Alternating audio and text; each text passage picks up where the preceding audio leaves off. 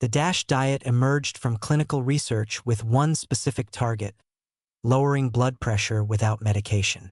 And it works. In the original trials, participants following DASH reduced systolic pressure by an average of 11 points and diastolic by 5 points. That's comparable to some first-line medications. But here's what's developed over the past 2 decades. We've learned DASH does considerably more than just address hypertension, and that's worth examining carefully. The mechanism behind DASH's effectiveness involves mineral balance more than anything else. You're dramatically increasing potassium intake, moderating sodium, boosting magnesium and calcium through specific food choices. This combination affects cellular function at the vascular level. Potassium helps your body excrete sodium more efficiently, magnesium relaxes arterial walls, and adequate calcium plays a role in vascular tone regulation.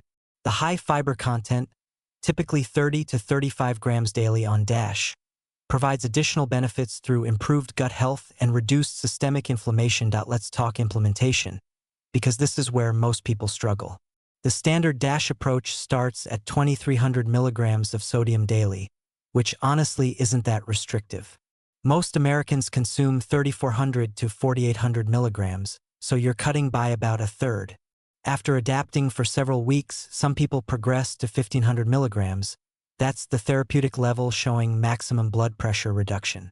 But I need to be straight with you. Getting to 1,500 milligrams requires significant effort.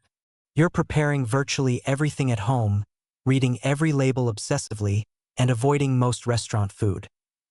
The food pattern emphasizes fruits, vegetables, whole grains, lean proteins, and low-fat dairy. You're aiming for 4 to 5 servings each of fruits and vegetables daily, 6 to 8 servings of grains, with most being whole grains, 2 to 3 dairy servings, and limited lean meat. Nuts, seeds, and legumes appear 4 to 5 times weekly.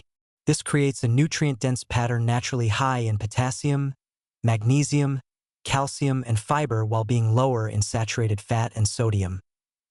Now, here's where we need some caution. DASH isn't superior to medication for everyone with hypertension. If you're running blood pressures of 160 over 100, you need pharmaceutical intervention, period. DASH becomes an adjunct therapy, potentially allowing lower medication doses, but not a replacement.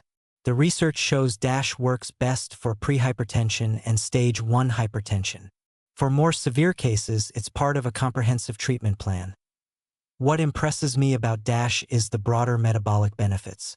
Studies show improvements in insulin sensitivity, reductions in LDL cholesterol averaging about 13 points, decreased inflammation markers, and even some weight loss, typically 8 to 12 pounds over 6 months without explicit calorie restriction.